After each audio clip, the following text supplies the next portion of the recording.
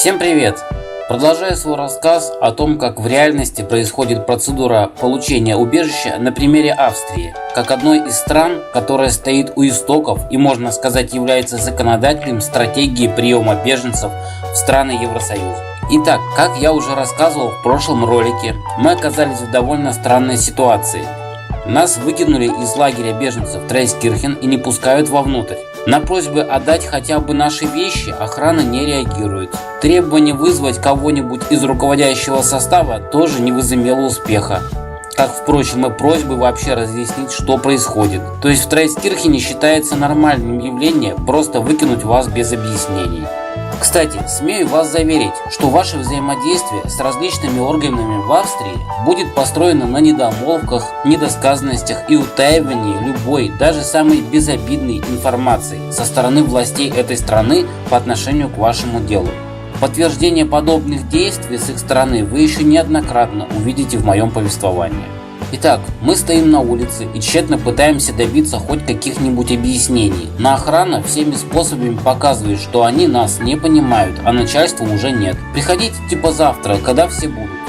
Время действительно уже было часа 4 вечера. Из территории лагеря начали тянуться машины с сотрудниками. Надо сказать, что в Австрии вообще не принято работать от зари до зари. Правда, это утверждение часто не касается приезжих, работающих в этой стране.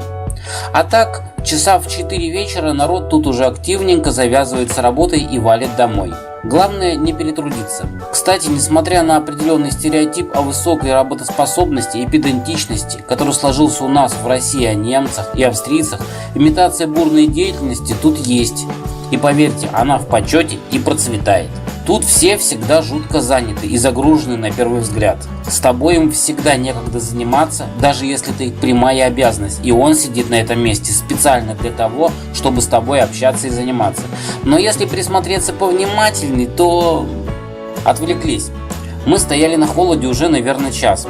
Каждый раз, когда мы в очередной раз подходили к охранникам на проходной, которые нас не пропускали вовнутрь лагеря, они громко ржали и показывали, чтобы мы выметывались. При этом вполне сносно говоря по-русски: идите, жалуйтесь Путину.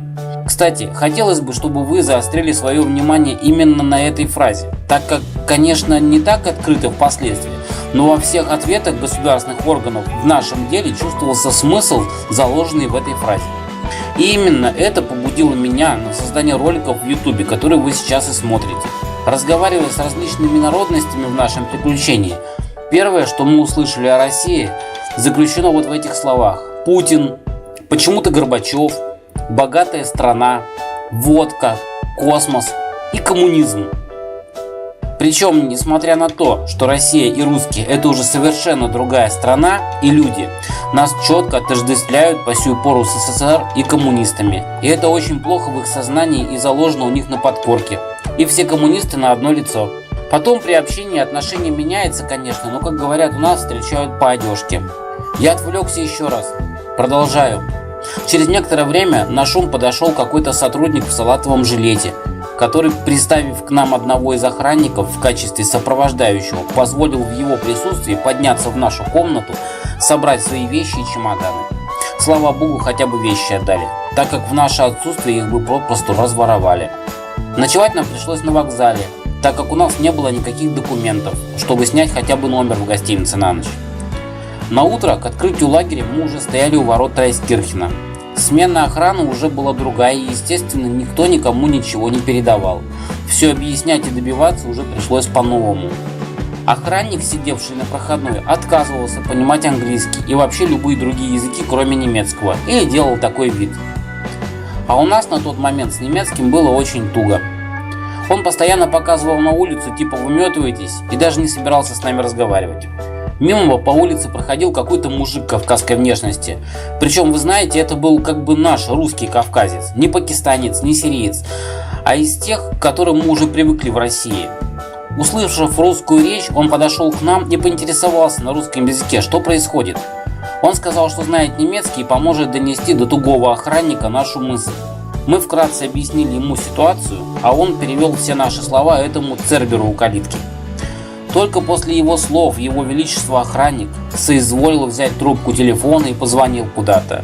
Для меня, конечно, было большое удивление, чтобы лицо кавказской национальности, коих в России великое количество, и, как правило, от таких ничего хорошего ожидать не приходится, просто так бесплатно взял да и помог, а после, приветливо улыбнувшись, пожелал нам удачи и просто ушел. После всего этого, наконец, к проходной соизволил подойти один из работников лагеря, и на прекрасном русском языке, без акцента, от него поступило первое объяснение происходящего. Оказывается, что им вечером поступила информация, опять от какого-то безликого министерства, о том, что у нас в паспортах стоят шенгенские визы с неистекшим сроком действия, в том числе и срок действия конкретно австрийской визы. А по новому законодательству в лагере размещаются только лица, запросившие убежище совсем без документов или с истекшим сроком действия виз. На этом основании они и выкинули нас на улицу. Типа мы туристы, вот сами и позаботьтесь о месте своего проживания. Еще раз повторюсь, что паспорта-то у нас отобрали еще в аэропорту, а новых никаких документов, подтверждающих статус нашего местонахождения в Австрии, не дали. Ситуация, да? Вы просто упираетесь в непропускающего охранника и все. Просто и красиво вас послали на... Причем дистанционно и безлико. Кто-то, какой-то приказ, команда, и достучаться до этого командира невозможно. И в полицию тоже обращаться бесполезно. Получается, что мы в данном случае не могли просто взять и снять комнату в отеле. У нас не было документов. Мы почти австрийские бомжи. Стоит сделать маленькую ремарку. Конечно, по идее вас должны в любом случае после допроса в аэропорту привезти в лагерь для беженцев. А в лагере после карантина и медицинского освидетельствования уже должно решаться ваше дальнейшее месторасположение. Но и тут возможны разные варианты развития событий. Вариант 1. Еще в аэропорту полиции неоднократно будет задан вопрос, есть ли у вас деньги. Если есть, то рассчитывать на казенное жилье вам не придется. И вам могут настоятельно предложить самим снимать за свои деньги жилище на период принятия решения, принимать вас процедуру или нет, и на период, пока не закончится действие шенгенской визы.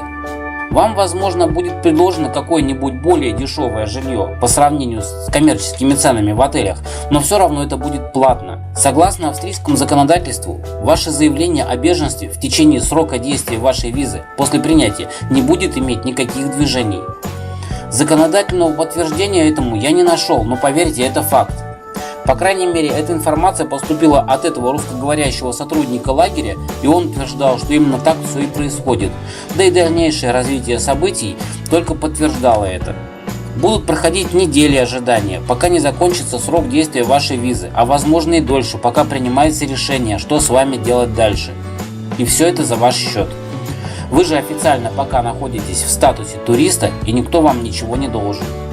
Вы оказываетесь как бы запертыми в этой ситуации. Если у вас имеется какой-то запас денег на этот момент, то он начнет стремительно таять на глазах. Жизнь в Вене очень недешевая. Вариант 2. Позже, в разговоре с другими просителями убежища, с которыми нам приходилось встречаться, выяснилось, что даже если денег нет, но вы легально въехали в страну, то вас настоятельно попросят обратиться в благотворительную организацию Caritas, переложив таким образом на их плечи бремя заботы о вас и ваше размещение в этот спорный период.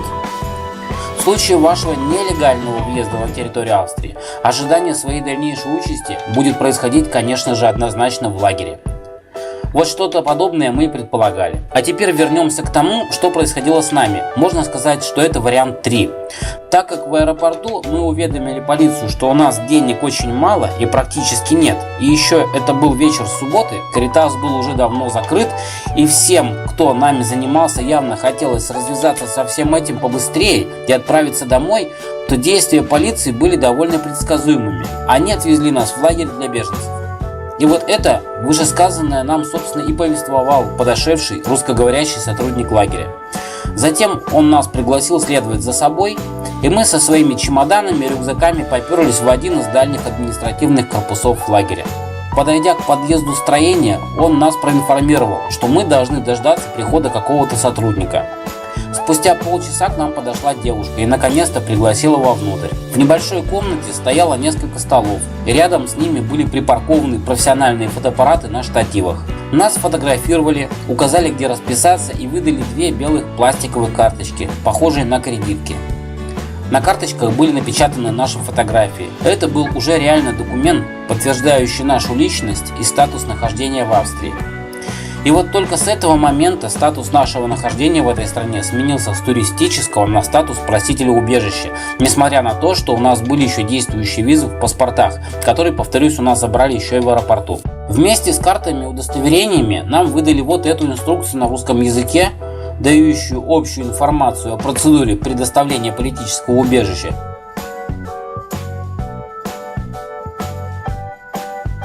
И вот эту информационную брошюру о правах и обязанностях лиц, претендующих на получение убежища.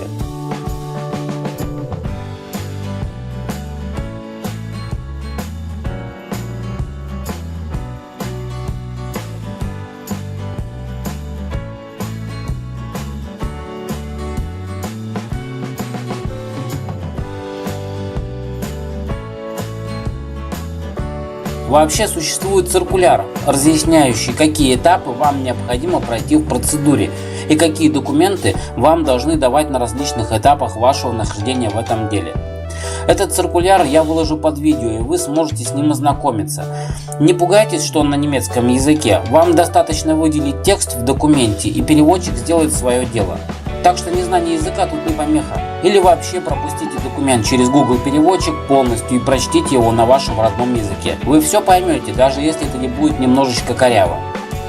В теории с белой картой вы можете путешествовать по всей территории Австрии, но нельзя пересекать границы страны.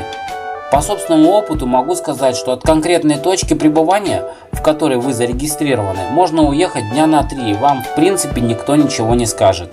Можно и на более долгий срок, но это нежелательно. Правда, если вы заявили, что денег у вас нет или мало, а сами устроили себе турне по Австрии, то у властей могут возникнуть резонные вопросы, если это всплывет. С зеленой картой вы жестко привязаны к определенному месту, и болтаться где попало вам запрещено. Ну, то есть до первого полицейского. С белой болтайтесь. Зеленая карта — это как черная метка. Она может указывать на то, что вас в ближайшем будущем может ожидать депорт. И вообще при рассмотрении вашего запроса на процедуру ответ будет скорее нет, чем да. Но это не аксиома. Часто бывает и так, что сначала людям дают зеленую, строгую карту, а потом меняют ее на белую. Такие дела. Следующее, что они сказали, уже привычное нам. Выметывайтесь. С нашей стороны последовал резонный вопрос. А что нам делать и где жить? В ответ нам дали вот эту бумажку с адресом организации под названием Caritas. И сказали, идите туда со своими проблемами. Лагерь для вас теперь закрыт и недоступен, пока у вас действующие визы. На этом типа пока наши полномочия все. Как видите, время работы этой организации не от зари до зари. И пока мы добивались от администрации Трайскирхена справедливости, пролетела уйма времени. Посмотрев на часы, мы бегом помчались по данному нам адресу. Подойдя к остановке трамвая, следующего в Вену из Трайскирхена, мы попытались как-то купить билеты на этот транспорт в автомате, стоящем тут же на остановке. Все, конечно, на немецком, нифига не понятно. Google переводчик, конечно, переводит, но вариантов билетов тоже не один, а ошибиться с ценой и нарваться на проверку означает большущий штраф в евро. Чего-то мы к этому совсем были не готовы. На остановке стояло несколько человек. Пара женщин, мужик какой-то и еще пара мужчин, мирно разговаривающих между собой. Один из них явно был отец, стоявший рядом с ним девочки.